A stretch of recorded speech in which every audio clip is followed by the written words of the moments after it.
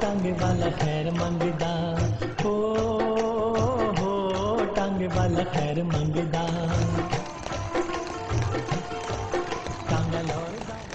माजी की शाही सवारी घोड़ा गाड़ी के टापों की मैसूर को नवाज बदलते वक्त के साथ किस्सा पारीना बन चुकी थी, लेकिन हुकूमत की जानिब से अवाम पर पेट्रोल बम गिराए जाने के बाद शहर की सड़कों पे एक बार फिर घोड़े दौड़ने लगे हैं, जबकि टांगा स्टैंड ना होने के बाद घोड़ा गाड़ी मालकान को मुश्किलात का सामना है। पहले 4-5 जगह में स्टैंड था, घोड़ों का पानी का जगह था, वो सब गिराया, खत्म हो गया। 21वीं सदी में नौजवान नस्ल घोड़ा गाड़ी की सवारी करते हुए शर्म महसूस करते थे, लेकिन कमर तोड़ महंगाई ने एक बार फिर उन्हें सस्ती सवारी के लिए घोड़ा गाड़ी के इस्तेमाल पर मजबूर कर दिया है। महंगाई, बेरोजगारी, ये पेट्रोल और डीजल की कीमतें रोजाना बढ़ रही है, इसकी वजह से ये टांगे की सवारी सस्ती पड़ती है गरीब आदमी के लिए। ताम महंगाई के बायस कोचवान भी परेशान हैं।